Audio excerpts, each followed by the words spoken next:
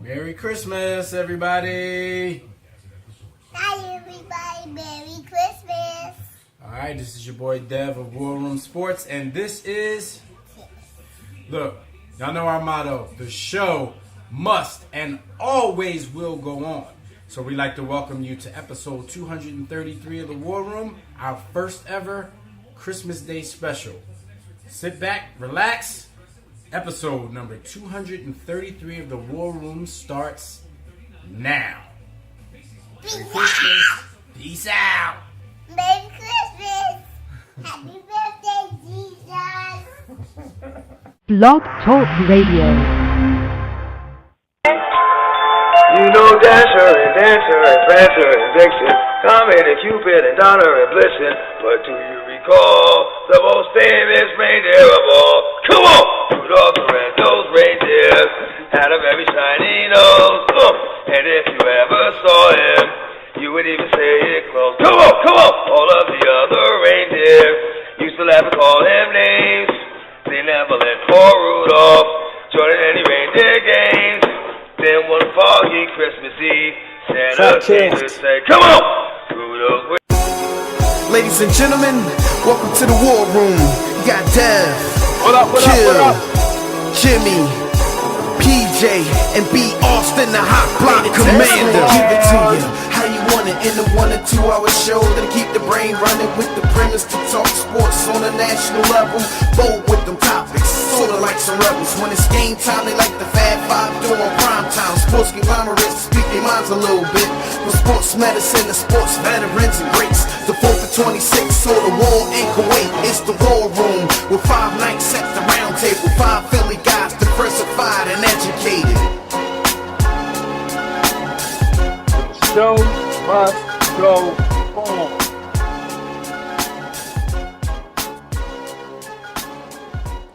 What up, sports fans, and Merry Christmas to all out there who celebrate. You are once again live in the War Room, brought to you by War Room Sports on that WRS Podcast Network for our first ever in 5 years, our first ever Christmas Day episode. I'm Devin McMillan. I'm here at the round table with my homies, Jimmy the Blueprint Williams and B. Austin. We got a condensed 60-minute show for you right here on Christmas Day, but we got some great stuff for you nonetheless. So join us right now in that JW Philly Realty chat room at blogtalkradio.com/the War Room, or join us on Facebook or Twitter at War Room Sports, so you can join in the conversation there as well. You can also call us directly when we open up the Digital Extreme Tech hotline. That number, as usual, is 323-410-0012. Before we get started, of course, we got to give shout-outs and wish happy holidays to all the other great shows on the War Room Sports Podcast Network. You can listen to the network from our main site, that's warroomsports.com, or you can get there directly at wrspn.com.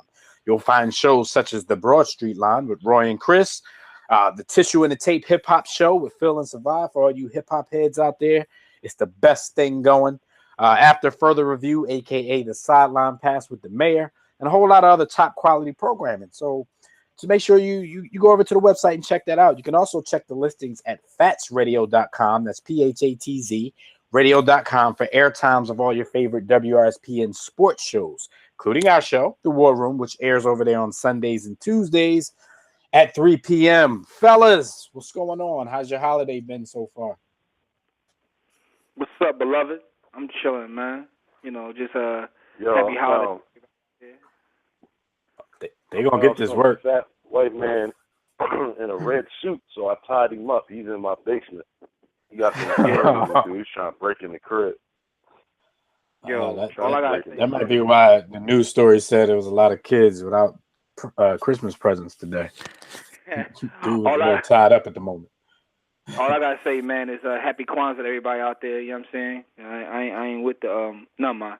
Anyway, happy holidays, everybody. Yeah, that's why we just got to go PC with it and just say holidays. That encompasses everything. Yeah. But since we got a condensed version of the show right here on Christmas Day, Jimmy, why don't you jump right into it? Let everybody know what happened this week while they were out shopping on that ground.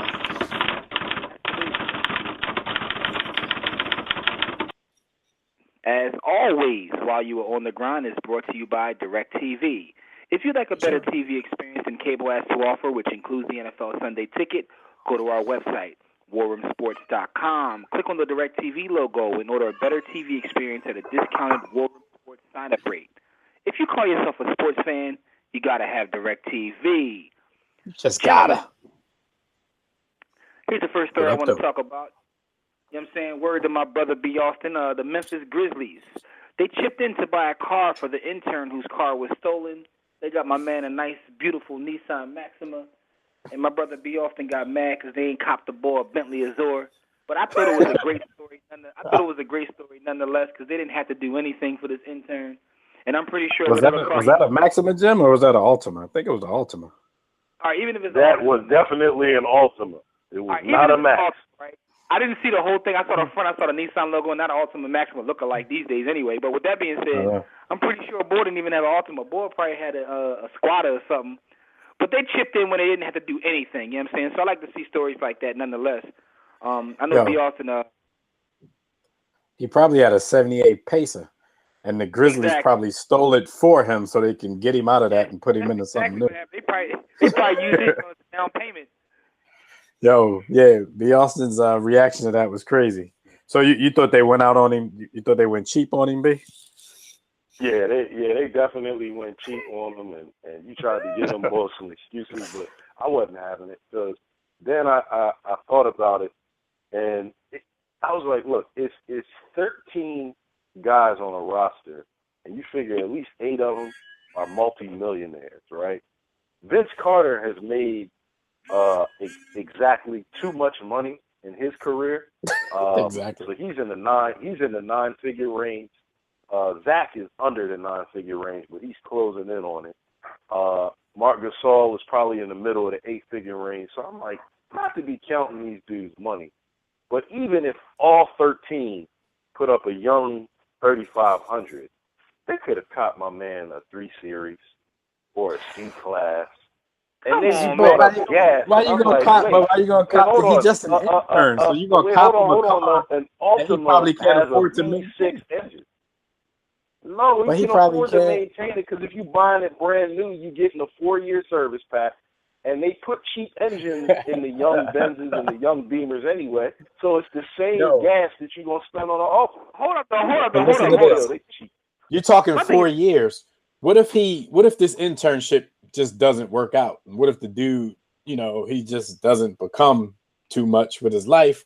And then he got a car that he can't afford because they went out and bought him something that's above his means. You know what I'm saying? So, I don't know, man. He got the 4-year service pack. At the end of 4, he got to get what you rid gonna of do it. after 4 years? What you gonna do after year 4? Sell it for more than he could sell an Altima for. One of the players probably owns a Nissan dealership, right? So they probably did that. That's one. 2, I don't know about this intern, man, but he may live in a situation where he shouldn't be pulling up with no nothing better than an Altima. That's why his car got stolen in the first place, because he don't live in the right place. Exactly. So he may live in the place. As much money as Zach and dark skinned Jermaine is getting in the streets, they didn't even have to touch their contract money to help my man out. Come on, man. My man B. Austin. Jimmy helped your point out though by saying that the dealership thing, that means they even went even cheaper. They didn't pay nothing. They probably got a small mash burn or something, man. They chipped in to pay his taxes. Everybody chipped in to pay like $150 for plates, titles, and. B. Austin wanted him to cop him a Bugatti Zan. What's the y'all at AZ? I can't even say the name of that car. It costs too expensive. A Bugatti, not a Bugatti. What do you call it? Anyway, man. The Pagani Huayra. Yes, the Huayra. Yeah, go ahead and get him a Huayra. Whatever the boy AZ saying that song, Austin wanted him to cop one of them Johns, man. Call out B. Austin, man. That was enough, man. Get a boy a little Austin. He was very appreciative, man, and that's all that matters. Man. You can tell by the way he was trying to hold back tears that his car before that was something nasty. Exactly. He was very appreciative, and that's all that matters. I tell you what, man.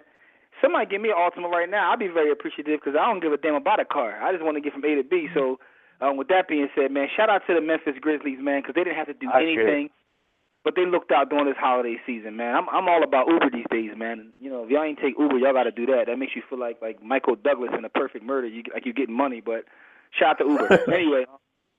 Shout out to the Memphis Grizzlies for that tax break, man. Shout out to you. Yo, they could have Titles. put some money on my man Uber's account though, cause never mind. Anyway, Darko Milicic, he loses his kickboxing debut. Now my man is Dev, like he's having an identity crisis. He wants to be a kickboxer, but he's off to a slow start. So you know, who knows, man? Who knows? What do you guys think about Darko trying to be a kickboxer? Well, the actual match that he lost is that he got his ass kicked. And when I first heard about the story, you know, people were saying, "Oh, he can't even do this." I expected to watch the video and see Darko getting pummeled, but actually the fight had to be stopped because Darko had a nasty open gash on his right shin, so they couldn't continue the fight. From what I saw in the little bit of time, you know, not too much went down in the match, but you know, Darko is 7 foot, so he came out and was controlling the match a little bit with his long legs. He just dude, I guess, in the wrong spot. Up his leg like all career, and there he is in his kickboxing. Darko can't catch a break. Is Darko still signed to the McMillan Sports Agency? Because you definitely were looking out for him since he entered the draft. Man, I just wanted people to know he had game. I'm the first to tell you that there's something mental about the dude, but it's not that he couldn't play basketball. Now I know why the Pistons, Rasheed Wallace and them used to call him the Serbian gangster. I think he had probably kickboxing dudes at practice trying to kill you. But yeah, Darko can't catch a break, man. Yo, Darko, man. Yo, cut it out, Darko. That's all I'm gonna say. My only comment on this is cut it out, Darko. Just cut it out. But you listen though. This last story, yo, is one of the most confusing things to try to make heads or tails of. I consider myself an intelligent brother. I know my man B. Austin is the educated brother from the bank, and we try to figure out this whole Darryl Strawberry story. The IRS is set to auction off the remainder of his deferred contract, which was an annuity that Darryl Strawberry had from the New York Mets. And I think that was from that was the 90s. That was his contract in the 90s, and they're actually going to auction off from 87 to 90. From 87 to 90. 85 to 90. And it was $1.1 million. All right, well, here's where it gets crazy. It's from 85 to 90, but Darryl Strawberry didn't pay taxes in 87 to 90. So he owes taxes. He got divorced. His wife was given, a settlement in a divorce. She's in bankruptcy. He went through so you got bankruptcies. You got the IRS. You got an annuity from the Mets, 20 years ago. It's all kinds of craziness. But the bottom line is the IRS is auctioning this off. So there's a chance that a fan of Darryl Strawberry can collect his contract, yo. All right. So here's what I learned about it, and it's weird because we're gonna have to try to make sense of this. Like you said, the contract was from 85 to 90. It was for $7.1 million, but nearly 40% of his $1.8 million team option in 1990, 40% is put into it with 1% annual interest rate. I'm not sure why they did that. Might have been because of, what Darryl used to do. So they figure he would need this money later on in life, kind of like the AI annuity that he's getting. But like Jimmy said, on the 20th of January, they're going to auction off the right to collect the remaining amount on this contract, which is about $1.28 million. And they said the bid cannot be any less than $550,000. So basically, people are going to be trying to invest like $500,000 or more to get back $1.28 million. It's very weird. Yeah, it's an annuity. They're making a lump sum. Jimmy's trying to figure out with the auction and all the divorce and the taxes and all that. I'm trying to figure out why they deferred this in the first place. I think I know why, because he's Darryl Strawberry. But no, I know why, Dev. It has nothing really to do with him being Darryl Strawberry per se. This is like something that the Mets used to do. Like it's their way of playing financial gymnastics. Was the Mets the team that was still paying was it Bonilla? Bobby Bonilla. Bonilla. Yeah, that's the Mets. Oh, okay, so this was just their thing. Yeah, right. the Mets. I thought they were trying. The Mets would rather pay you $50 million over 50 years than pay you $10 million over 3 years. So in their logic, they'll agree to pay you the $50 million over 50, as opposed because it's really the time value of money. It's the net present value of the dollar today versus the net present the post value of the dollar tomorrow. So to them, it makes more sense to stretch it out because they figure we're going to be here. We ain't going nowhere. So we rather pay you tomorrow, and then have you pass away. Because I guess what they really figure is if you don't pay attention to the contract properly and you don't have your attorneys write a clause in there where it pays you posthumously, then when you die, you're not going to get that 50 anyway. So they've stretched out a lot of contracts, and it's really a commonplace thing, not just the Mets. It's commonplace in sports across the board. The NBA does it. Michael Dickerson, y'all will probably remember him. How much do you think they were betting on Darryl Strawberry possibly passing away before this was over? Yeah, they was figuring if we pay him, we could pay him $100 million over 30 years, and he won't get to it. So and shout out to his daughter. Shout out to his Yeah, daughter acting like a thought on Love and Hip Hop New York right now, moving across the country for a dude that don't like her. But also, these contracts are set up so even if they do pass away, they have to pay out to the family. These are guaranteed. The most famous one. But because of the taxes, because of the tax obligation, the IRS is saying that the family doesn't really have a right to it because he owes so much in taxes. That's the Strawberry case. But I'm talking about in general the way the Mets have done it. Like the most famous one was Bobby Bonilla, because in 2000 the Mets owed him about $5.9 million, and the agreement they made was they pay him $1,193,000 25 times as opposed to paying him the 5.9 they owed him. So basically, Bonilla flipped $5.9 million into $29.8 million. So his payment started in 2011, and he gets $1 million. He gets like $1.2 million per year up into 2035. That's a great deal. So I'm like the IRS, brothers. Pay your taxes. I'm like the IRS. He flipped $5.9 million into 30. Yo, you can't get that kind of return. No, man. But listen, my thing is, this is what the Mets have been known to do. The difference between Bonilla and Strawberry is Strawberry got caught up in all kinds of other stuff, such as IRS debt, divorce, and what have you. And the one thing that you could take from DEA cases, all kinds of stuff. One thing you take from this, anyone listen to this is, Uncle Sam is gonna get his, so don't even try it. Like, you can get over on a lot of people, but there's one person you can't get over on, and that's Sam. Sam is gonna get his regardless. And that's all I gotta say, man. Dev, Sam, who's having a birthday, brother? All right, no doubt. And today's birthdays, as usual, brought to you by Digital Extreme Technology. Do you or your business need a custom website? Well, for dynamic, professional, and most of all, affordable custom website solutions, you need Digital Extreme Technologies. No need to break the bank for an effective online presence. Top quality, results-driven websites at incredibly affordable prices. Financing options are available as well. So visit digitalextremetech.com or call 267-205-4203. And for discounted rates, be sure to tell them War Room Sports sent you. Yay! All right, for today's birthdays, first and foremost, we got to give a birthday shout out to Jesus Christ. I think Jesus is about 2,047 years old today. Is my math correct, fellas? Because like if Jesus, if he died at age 33 and it's 2014, I just figure he might, he around 2,047 years old. All I'm gonna say is this, man. Like, there's so many different ages. If you study, but R.I.P. Horace. And but I ain't getting into all that. And if you study, it's even debatable whether December 25th was really Jesus' birthday as well.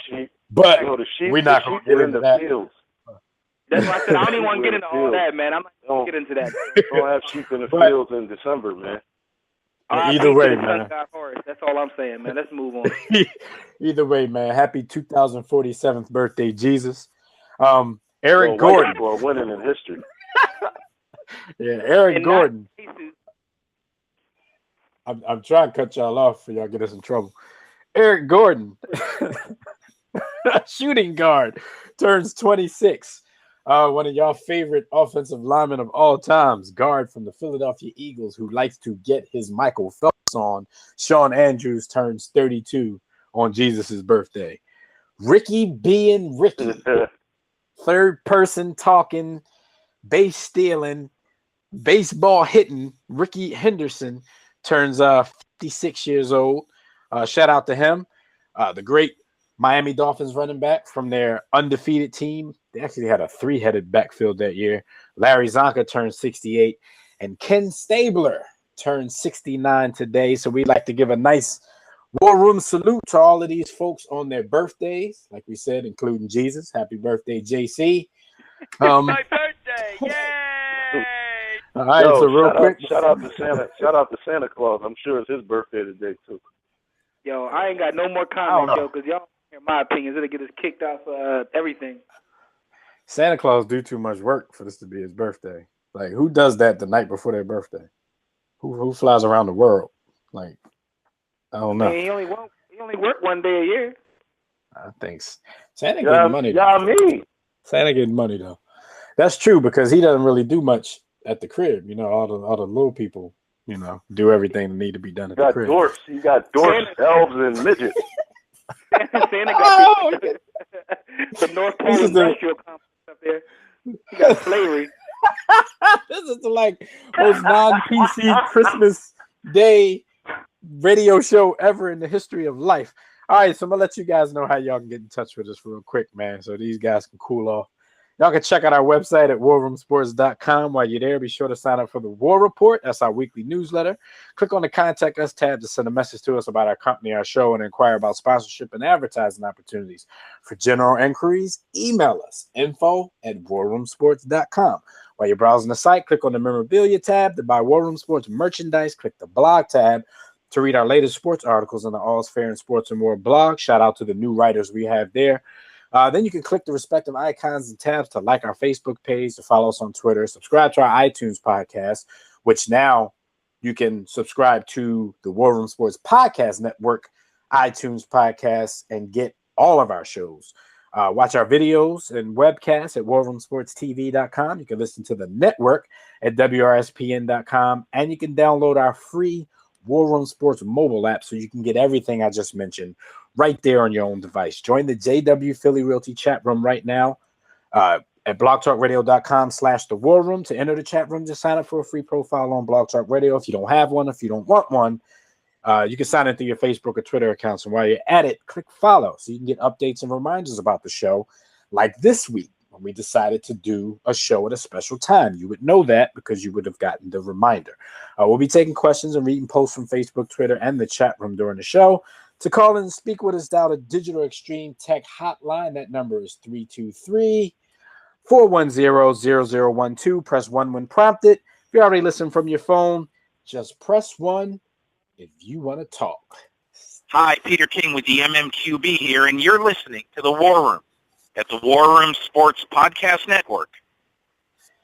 All right, man. This is just going to be a day of hot topics. So we're just going to talk about, a few things that's going on in sports this week, the 5 NBA games that are going on today. But hot topics, as usual, brought to you by Audible. If your schedule is too hectic to read as much as you want, try audiobooks. Kick back and let someone else do the reading for you. All you have to do is visit Audible. That's audibletrial.com/warroomsports. They have over 150,000 audiobooks. I mean, everything from biographies, sports stories. If you're in the business books, I listen to or read all those things. Right now I'm reading The E-Myth Revisited, which is a business book. So anyway, go get a free book regardless of what kind of books you're into, audibletrial.com/warroomsports. They even have Ratchet Hood novels. So anything you're into, you can find at Audible. Be more careful.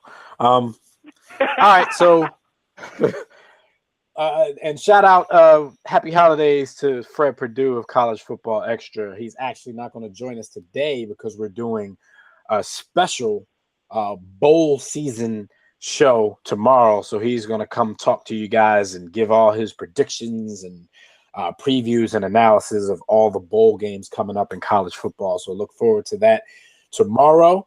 Like we said, if you subscribe to the page, click follow on that Blog Talk page, you'll know exactly what time that's going to happen. But, if you follow us on Facebook, Twitter, wherever, you'll find out we're not exactly sure what time that's going to be. But keep an eye out if you're a college football head. Fred Purdue, collegefootballextra.com. All right, real quick, let's talk about a few NFL topics that are near and dear to us. This is a Christmas Day episode. This is a special episode. So that's, we don't talk about our teams that much. I'm sure a lot of people out there would beg to differ, but I don't know. They're just crazy. Before we get into Jimmy's Broncos, though, let's talk about B. Austin's Philadelphia Eagles. They blew a game to the lowly Washington professional football team last week that basically, that playoff hopes, because the Dallas Cowboys went and blew out the Indianapolis Colts. B. Austin, what happened? Why did this team choke? Why, in a division that many people thought they would run away with when the season started, why are they on the outside looking in with the door locked and not able to get in at the current moment? What's up with your team? Well, I'm going to give you 4 names, and I'm going to rank them in order of guiltiness and responsibility for the loss. First and foremost, Bradley Fletcher. Secondly, Mark Sanchez. Third, Kerry Williams. Fourth, Chip Kelly. And fifth, Billy Davis. Those are the reasons, gentlemen. Those are the reasons. Bradley Fletcher, we don't have to talk much about. I mean, the tape kind of speaks for itself. I actually am not upset with Bradley Fletcher at all, not in the least, because he was put in a situation where he could not win.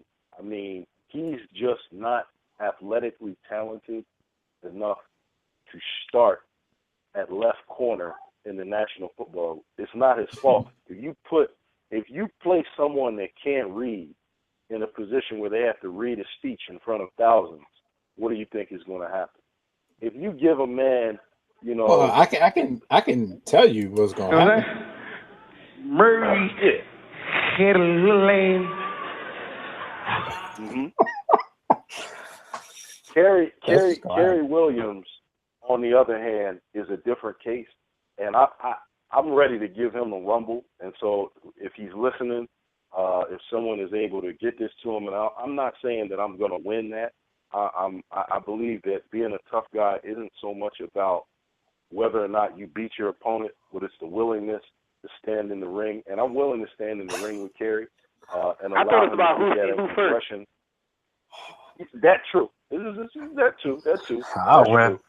I'll rock him in his face, stab his brain with his nose bone. Kerry Williams has no discipline, and him being in someone's face and being able to express himself is more important to him than the team winning. And first of all, hold on. First of all, it's crazy that he's going on Kerry because that's not even one of the 4 names that he named. He named Fletcher, Sanchez. No, he named Fletcher, Sanchez, Chip Kelly, and Billy Davis. No, he didn't say Sanchez. No. He said Kerry Williams. Yo, all right, I said Kerry Williams, and then I said Sanchez. I said 5. I said 5 names. No, you said 4 all names. Right, Sanchez is also put money on it. We'll talk about it later. Sanchez is also, we bet 5. Sanchez is also culpable in this. He just shouldn't be starting on a regular basis. We didn't have anybody else to go to, so it's kind of like, is it Sanchez's fault? Is it not his fault? It is his fault. Boy, Sanchez. My man has 100. My man has 103 turnovers in 70 starts. 103 turnovers in 70 starts. Well, before we get my quick opinion, man. My quick opinion is this. I think that it's primarily that secondary, and you name most of them, but Fletcher, because even when the Eagles aren't playing well, even with Sanchez at quarterback, they still be putting up 30 points, on bad days. But the fact of the matter is, that secondary is atrocious. There has to be someone on that roster better than Fletcher. Deshaun Jackson burned him so many times, and he wasn't even putting moves on him. He was running straight. I've never seen anything like that. He didn't even shake him or nothing. He ran straight. He literally ran straight. And dude's footwork is completely terrible. Like you said, the athleticism. I don't know how he's a starter in the league based upon watching him play this season. And I watched every Eagles game, and I'm like, how is he a starter in the league? I mean, maybe he's a good guy, maybe he's a smart guy, maybe he can play special teams, but he can't start at cornerback in this league. Just watching him play, there has to be somebody on the bench better than that. Yeah, I'm with Jimmy. It has to be some hungry dude on special teams that could have showed more than that. You know, just off hunger alone, you're gonna take some bad ones, but this dude, it's a constant thing. And like Jimmy said, Deshaun Jackson, first of all, should have had 2 touchdowns in that game. Both of those passes were not good. He was underthrown both times. If he doesn't have to wait for the ball, slow down, and go make a play to catch the ball, like he's scoring twice. But yeah, like when you go back to Mark Sanchez, I agree with that as well, Jimmy, in saying that when the offense is clicking, especially because since he's been in there, the running game seems to have improved, and you know they can still put enough points up to threaten teams. Exactly. I may disagree with you a little bit. Where the disconnect lies is, you know, because you've been saying lately, you put up 24, 27 points, you should, you know, win the game. I think the NFL is going away from that because it's so offensive driven these days. I think it takes a consistent, you know, 30 points if we're playing against good teams, especially to win those games. But the Eagles really haven't beaten any good teams this year. They beat the Cowboys once, and they beat Indianapolis before they got their stride. But any other good team, this team didn't beat. So but the Redskins ain't good. The Redskins ain't good though. Oh yeah. No doubt.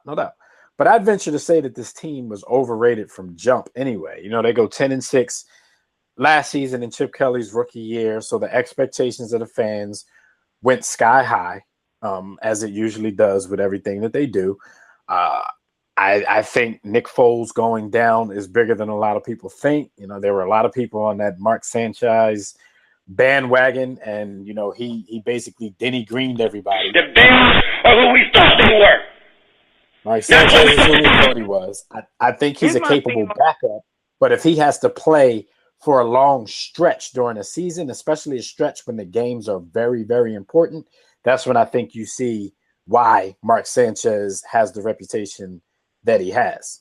I don't think Sanchez is the answer. I also don't think that he was playing his best ball before he got hurt, and Nick Foles.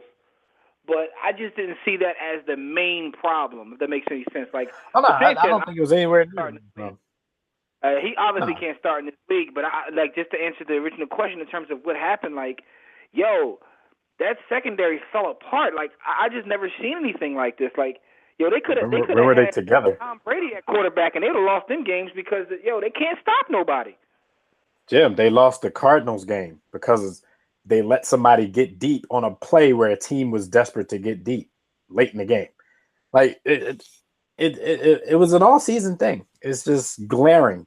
And the crazy part about it is I had them winning against Washington, but I still thought they were going to have trouble getting into the playoffs because I didn't think they were going to do well in this upcoming game against the Giants because Odell Beckham is going to probably just place his manhood on the helmet of Bradley Fletcher or whoever they have out there, because there's rumors that, they might finally sit him down too little too late. But I thought they would have trouble with the way Eli Manning forces the ball to Odell Beckham and the way he's balling right now. I think he would have destroyed this. That may help them because when you watch the teams play against the Eagles, they look to see where Fletcher is, and that's where they're going, regardless of who the receiver is. Mm-hmm. So all the Eagles have to do is don't put him on Odell Beckham, because you're right. Eli forces the ball to Odell. He don't care who's open. It's like, where's boy? Yeah. In the words of Devin McMillan, Odell Beckham is going to take a poop in someone's helmet ear hole.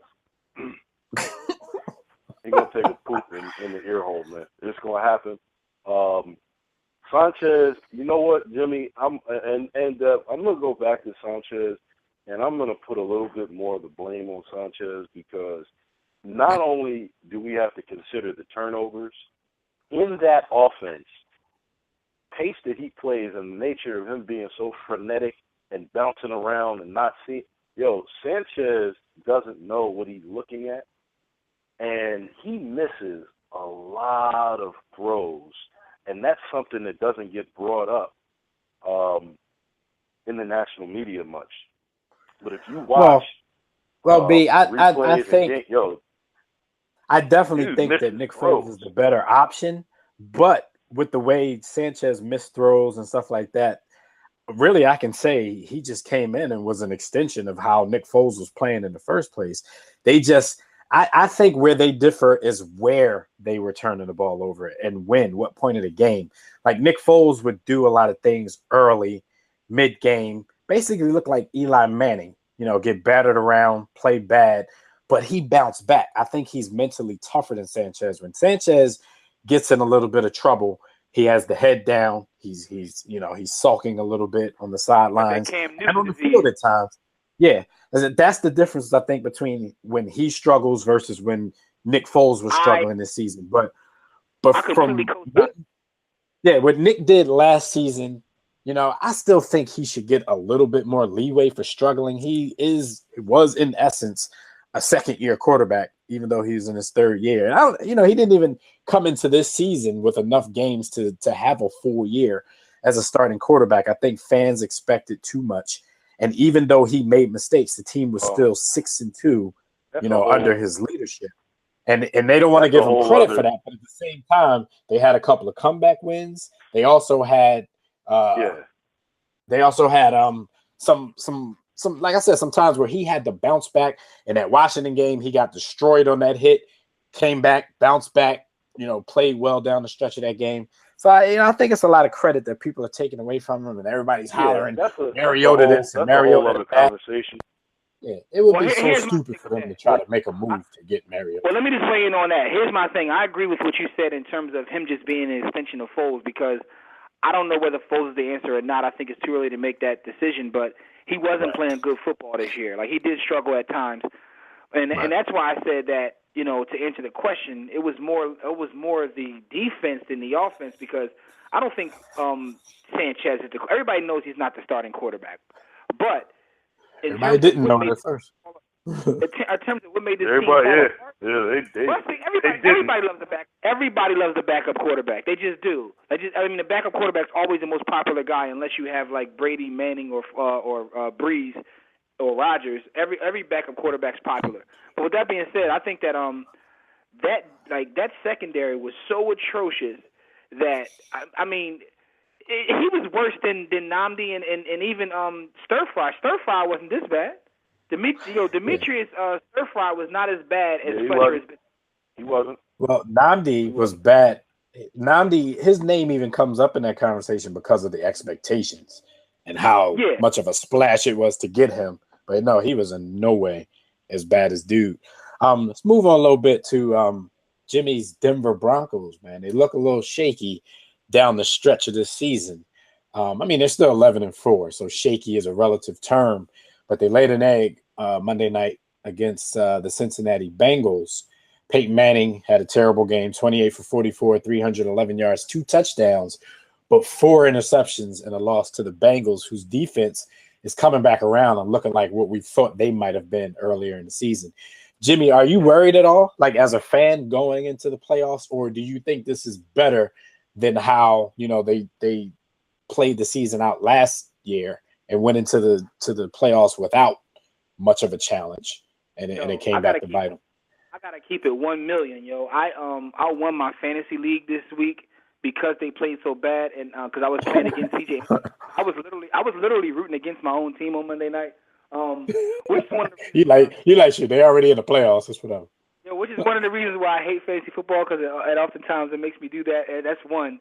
2, after the last 2 seasons, I wouldn't even say last season. I'm still pissed about the Baltimore game, which was 2 years ago. Like, that hurt more than anything ever. So I haven't got over that. So, like, in terms of expectations, I told you guys all offseason, the regular season doesn't mean anything to me. It really just doesn't. The last 2 seasons, we had, like, the best record in the league in expectations of winning the championship, and it didn't happen. So, honestly, I'm indifferent. Our season doesn't start until the playoffs start, because we've went in as the best team, as the hottest team, and it hasn't worked out. So let's just see what happens this time. I do think we are struggling. A lot of it is finding a running game. Like, when we found the running game with C.J. Anderson, we stop, tossing the ball over the field. Now Julius Thomas is injured. He's not healthy, I should say. But if you notice, it's like we're running the ball so much that Peyton never gets into a rhythm. So I don't think they figured out a way to use the running game to set up. Yeah, they haven't found that balance yet. It's like when Peyton's able to toss it damn near every down, he gets into a groove, and our offense is scary. But they're trying to find a way to balance that running game because it is successful. But it's like, I don't know, maybe because Peyton is 80 years old, like he's out of rhythm when they ask him to throw the ball these days. So I have a silver lining for the whole thing, because I do sometimes like I'm superstitious when it comes to a lot of things. Like anytime I've had teams just cruising into the playoffs, making it look easy, like I'm always nervous about, being a fan from Philadelphia. You have a right to be because it always works out the way you think it's going to work out. Right. So I think this may be better for the Broncos. Like you're being challenged. You know that it's not going to be easy sledding, so you're not going to put your guard down. I think this was an experiment the last few weeks with them trying to establish a running game so they can go into the playoffs maybe with some kind of game plan of balance. Maybe, it's just something they're not showing us now. Not saying that they're trying to throw games or anything, but they're trying to see, okay, not saying that type of thing, but trying to see if they can get this going, see if they can win games on the ground just in case you get into the playoffs and, the receivers and Peyton Manning are struggling. You have to see if you can do something else. So I think these last few weeks have been them actually doing that. Now it's like what you said, Jimmy. Can they balance it? Like, when the playoffs? I agree. That's the whole key is can they figure it out? I don't think they figured it out yet. I agree with both the points that you guys are making. It's like one is I think that Peyton passes the ball so much that it is a rhythm thing. It's always been a rhythm thing with him, and when it's a rhythm thing and it's a finesse game, then it's a matter of him making sure that he has all his toys, the guys that he's dependent on. Julius Thomas, Demaryius Thomas, and Sanders are kind of that's the triumvirate that he depends on in the passing game. With Thomas being injured, Thomas can't even run a route right now. I'm kind of wondering why he's out there and not Jacob Tamme, and let him get healthy, kind of going into the playoffs. C.J. Anderson is very impressive to me because he gives the Broncos something that they don't typically have, or they didn't have with even with Noshawn. Noshawn balled for y'all, but he wasn't really able to take a pounding in the hole pause and come out and still be able to get you 7 yards after contact or those type of things. So I think they know that they can go back to Peyton passing the ball 47 times a game, but I think they realize that there's a strong possibility that in the playoffs they will run into that defense where if they're totally dependent, it won't work. So they're trying to find that balance. It's such a rhythm with him, and because Peyton has a little bit of that too. When things aren't like running smooth, like he got a little bit of a front runner in him as well. Because he started to make mistakes the last couple of weeks that rookie quarterbacks doing, throwing off your back foot. Yeah. Like he presses. He presses once he gets in trouble. He has an ability to press when things aren't like, if the offense is rolling and he's in a rhythm, he's probably the most deadliest quarterback there is. But then he has that side of him that's always been there since even Tennessee, where he starts to press and just regresses and throws off his back foot and makes bad reads and things like that. So I'm interested to see how they'll get this together. The only good thing about these past 3 seasons is we've been able to dominate the division and be better than the Chiefs and Raiders. And speaking of the Chiefs, we have a caller on the line. We got the homie Savad from the Tissue and the Tape podcast on the War Room Sports Podcast Network. So let's bring him on real quick. Savad, happy holidays, good brother. Happy Kwanzaa. Happy holidays, fellas. What's going on? Not much. How are you, man? I just wanted to just chime in real quick, just listening to the show as always. You guys do a wonderful job. And Jimmy, I was so glad to see the Broncos take that L. I didn't know what to do, man. Being a Chiefs fan, and Peyton Manning being 13-1, including the playoffs versus my Kansas City Chiefs. It's just anytime I get to see him, struggle, it's always a joy for me. So happy holidays on that to you too, man. Well, let me ask you a question. As a Chiefs fan, right? What do you think about your team after they came out like gangbusters last year with Andy Reid into the first year? Obviously, they played a terrible schedule, but what do you think about the future of your team? I mean, your quarterback can't throw a touchdown to a receiver.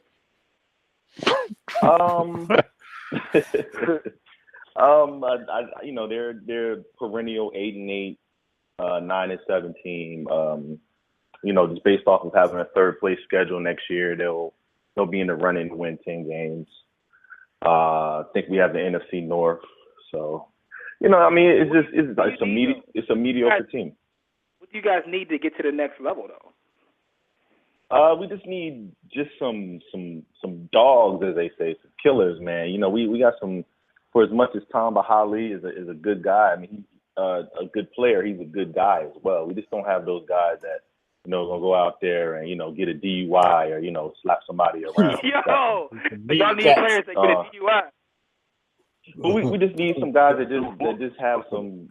That's some the first time I've ever heard anything like that. We need dudes that possibly get a DUI. Yeah, you know, just some distractions on the team, man. You need guys like that, man. Some of the Detroit Lions players. It's all about the U. You need some players from the U. You need some guys like that, man. We got a bunch of nice guys, and when they lose, they say, "Oh, shucks." Well, we gave our best effort. We tried. You got to get rid of Dwayne Bowe. Dwayne Bowe been overrated since Overrated came out. Yeah. See, Beyonce been waiting for him to not do anything because he used to say that when Dwayne Bowe was all right. So he's here's taking my thing. some pleasure. You guys need a bunch of players that play for the Detroit Lions because as a team, you see what happened this past week? They tried to break my man's ankle. Yeah, he's terrible. That guy. And Dominic Riola got a problem.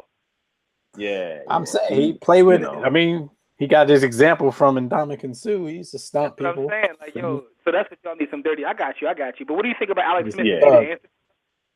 Alex Smith is robbing the bank with no gun and ski mask. He's getting $17 million a year to check down 5 times before he throws the ball. But he, like you said with the Dennis Green clip, he is who we thought he was. Andy Reid is in the business of not losing games versus winning them. So he is a perfect quarterback. We know that. Know that. Yeah. All right, man. I just wanted to say happy holidays and keep doing what you're doing.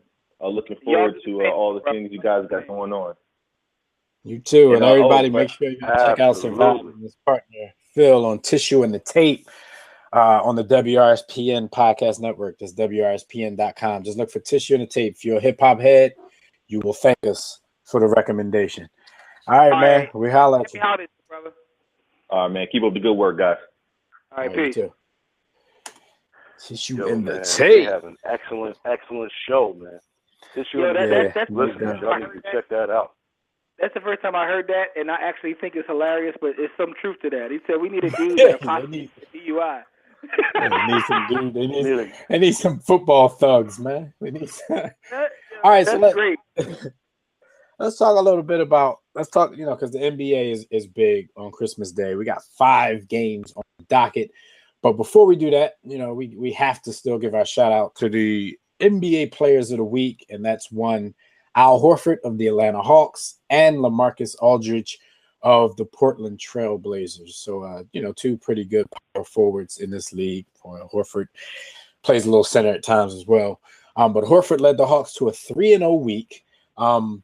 Very good week, because they got wins over the Bulls, the Cavs, and the Rockets. So this wasn't 3-0 against the Sixers, Celtics, and Magic. You know what I'm saying? He scored 18.3 points per game, 6.7 rebounds, 5 assists, 1.7 blocks, and 1 steal per game, and he shot 60% from the floor. So shout out to Al Horford. Like, his numbers weren't gaudy, but he put up numbers in every category.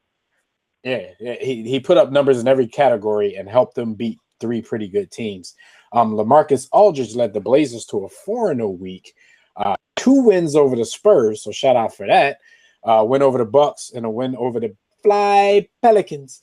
Aldridge Led the West. I'm sorry, he was 6th in the West in scoring, 26.3 points per game, 14.3 rebounds, 2.2 steals, and he had a 32-16 rebound, 5 steals, and 2 block game, and triple overtime against the Spurs in one of those 2 wins this week. So shout out to Al Horford and LaMarcus Aldridge for being your NBA Players of the Week. One thing before we talk about the Christmas Day games, or at least give our picks on what's going to happen in these games, Josh Smith was waived by the Detroit Pistons on Monday, and he signed a couple of days later after clearing waivers. He signed with the Rockets. Do you think adding Josh Smith will do anything to improve the Rockets' chances in the West? We already saw the Mavericks get Rajon Rondo, so now you add Josh Smith to the Rockets. Is this a whoop-de-damn-do, or is this something to talk about? Meanwhile, the East it's more than a whoop-de. He's just taking all the players from the East. He said, meanwhile, the East it's more than a whoop-de. It's more than a whoop-de, but it's kind of like, what Josh Smith are you going to get? Are you going to get an unpowerful forward who's going to stay between 18 and 23 feet and chuck up jumpers that he can't possibly make to the tune of 10 to 15 attempts a game? Or are you going to get Josh Smith that does his job and crashes the boards with tremendous athleticism, plays defense, locks up, helps out? It's all dependent upon his attitude and how he decides to approach the game. Because in Josh Smith's heart, he has Antoine Walker disease. In his heart, he wants to be a 2 or a 3, and God didn't give him that. But he doesn't choose to accept it, so he tries to play on the perimeter. And the problem with the Rockets is the Rockets will let anyone shoot a 3. They don't care who you are or what your skill set is. Go ahead and stand out there and chuck it up, and the only person that can be in the paint is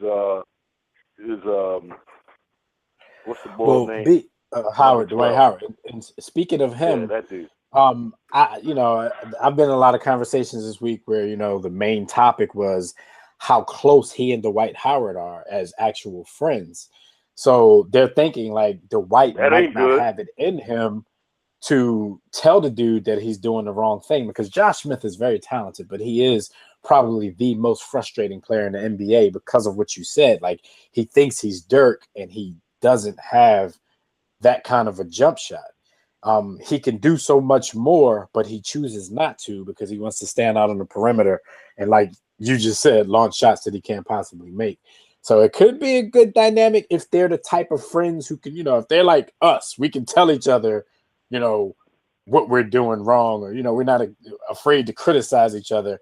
But if you got those type of friends who are just afraid of any type of confrontation, he's just going to let him go out there and do it. And he thinks he's probably going to think he's entitled to do it because this is my homie's team. This is how we played together back in the day. Like, I don't know how it's going to go down. Here's the thing, Dev, I agree. Only time will tell. Dwight doesn't take me as the kind of guy that criticizes his friend. He takes me as the other kind of guy. Like, we're just friends. I'm not going to say anything, but you never know. But it's okay. It's okay. Shoot some more. The next one will go in. And if it doesn't, I'll get a rebound. And Josh, I'll make sure that I pass it out to you. We're friends. I'll make sure you get it, and you can shoot again. I do like the phrase "unpowerful forward" to describe him, because that's pretty much what it is. But it's interesting dynamic, because when you look at the Rockets, they rely so heavily on analytics that they pretty much run a system where they want to shoot more 3s and 2s. Like, that's what they do. So I don't know how he'll fit in with that, because like B. Austin said, they'll let anyone shoot the 3, and that's strategic. Like, if you look it up, the Rockets have this whole thing where it makes more sense to shoot 3s than 2s because the percentages, and you know how the analytics guys just take stuff way too far. It's wrong. Kevin McHale gonna have to say, look, anybody can take a 3, but you stop it. And Kevin McHale doesn't strike me as that type of dude either. He doesn't remind me of the type that'll get after cats. I don't know that to be fact, but man, Josh, the worst thing in the world that happens with Josh is that 1 out of 10 games where he does have a good shooting night, because that's going to mean for 20 more games he's going to chuck it, because he's thinking that his Jay is finally coming around. I have the opposite thought of Kevin McHale. Like I said, I don't know, just as you said you didn't know, but I think he looks to me like a dude who would, get on his players, but he just seemed like he would come in the media in front, like he's a super nice guy. But look, we got less than 4 minutes left, so we're gonna talk. I mean, we're just gonna give our picks and just briefly state what we think might happen in these NBA games coming up today. The first game is at noon. But before we do that, I'd like to give a shout out to my Philadelphia 76ers. Back-to-back wins for the first time since like the 82-83 championship team. Yo, we balling. Oh, we balling, man. I told y'all, dude is a good coach. He don't have anything to work with, and that's on purpose right now. But I don't even know how you make that determination, but I'm with you. Yo, you know why? Because I could be falling for the gift of gab. I usually don't fall for talk, but I've watched a lot of videos because he's very open to the media, and I've watched a lot of videos where he talked about his theories and his strategy and stuff like that. And I think his message, I can at least say that, I think his message is a good one, and I think it's the right direction for the team. Now, how he applies it and how he is with the team, I don't know that. So maybe I can't say good coach, but I think good direction. Like, we need to get he him on the show like because he he will interview. Yo, he might interview with anybody. I've seen him do like 3 diamonds and Chase. What'd you say, Jeff? He might be the greatest coach ever, but when it's all said and done, our man is like messing up his lifetime record right now. Like, this is one of them things where you say you have to put things in context. He might win 5, 10 championships later, but when they look back at his record, they're gonna be like, "Yo," but he went one of them Lenny Wilkins records.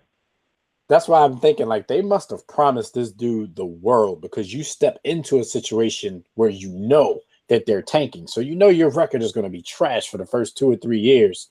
Like he must know that his leash must be like 10 years long at the very least. But all right, well, let's talk about real this quick. I know that one of the first things you talk about is the Knicks, and I just want to give the War Room stat of the week. It's not really a stat, but it is a stat. The Sixers and Knicks have damn near the same record at this point. But the Knicks are paying Carmelo and Phil Jackson more than the entire Sixers organization. Damn! Like, look at the salary cap. What they're paying Carmelo and Phil Jackson, like they can pay the entire Sixers organization, including the interns who drive Altimas. And that's your War Room stat of the week. And I'm telling y'all, there's a lot of people out there who just they don't believe in the. We gotta make. If you don't believe that this is a tank job, look at that stat. Because the Knicks are obviously trying. They just think about this, right? The Sixers are trying to lose. They do a great job. The Knicks are spending money and have the same result. Yeah, exactly. They're trying to win. Like they have the top 2 or 3 payroll in the league. They're trying to win. They just stink. All right, man. So the Knicks, what do you guys think? Washington is visiting the Knicks today. How do you guys see that playing out? A lot of the superstars in this 5-game stretch today are kind of banged up. Some won't play. I'll tell you who that is when we get to their games. But what do you think, B? Washington going to do what?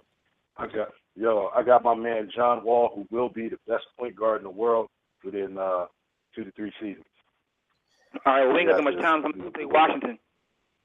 Yeah, well, look, Durant is out versus the Spurs. Bosh is likely out against the Cavs. Like, you kind of want to, even if you don't think the game is going to be good, you want to see that just because it's Wade and Bosh playing against LeBron. But Bosh is boshing it, and he might not be out, which would be like his 7th or 8th straight game miss. He and Dwayne Wade are basically taking turns in the infirmary. So that's why that team is not reaching its potential right now. Then you have the Lakers, who are going to play Chicago in the 8 p.m. game, and then Golden State taking on the Clippers, which should be an exciting game. It's always exciting between them because they genuinely 10:30 clip. So everybody, just if you're a basketball head, just look forward to a great day of basketball. I'm about to be on the road, so I'm going to miss a lot of the early game, but I should be in my seat. It's time for us to get out of here anyway, gentlemen. Thanks for joining us in the War Room, good people, for our first ever Christmas Day episode. Shout out and Merry Christmas and Happy Holidays to everybody, those in the chat room, Facebook, Twitter, the callers who did call in. Shout out to Savad, and those we didn't get to, we apologize. It's a short show. Special thanks to everybody who supports us throughout the entire year. We definitely appreciate all of it. Tune in next week, same time, same place, live right here or on demand at the WRS Podcast Network for another special episode on New Year's Day. No Thursdays off. Like hashtag no Thursdays off. We'll recap 2014, the year in sports, preview the wild card round of the NFL playoffs, and touch an array of other sports topics. So until then, enjoy your holiday. We'll see you right back here next time. Check us out Facebook, Twitter at War Room Sports, our webcast, warroomsportstv.com, and all of our network shows, WRSPN.com. Until next time, everybody, don't accept mediocrity and be steadfast in the war against ignorance. We'll see you chumps on top. Merry New Year! Anna, free the door, man. Free the door. 6 to 8. Yeah. War Room Sports. Y'all ready? Let's go. Stay in tune to Jimmy. Know the blueprint. Yo. Every Thursday, 6 to 8, they do this. Shout out to Dev, PJ, B. Austin, Bay on replay. WarRoomSports.com. Get that mobile app. If not, dial 323-140012. They be going and you sensitive, then oh well. Physical podcast, let's talk sports. Showtime like magic in the box court. Listen live, push one to join in. Rip your team or listen for your enjoyment.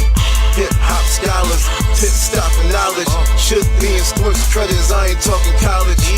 5 guys, no beef though. Corporate secret, but the streets know. Belafonte, I got a G flow. KC royalty, I'm in beast mode. 2 hours, get your game up.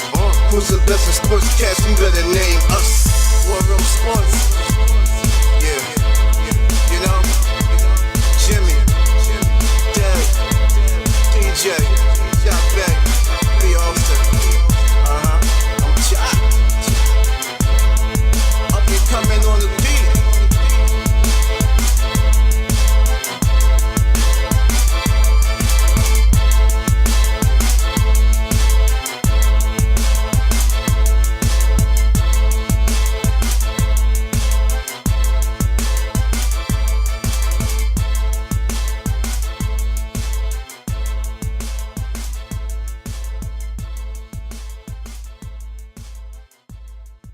War Room Sports. www.warroomsports.com. What? Ain't no more to it.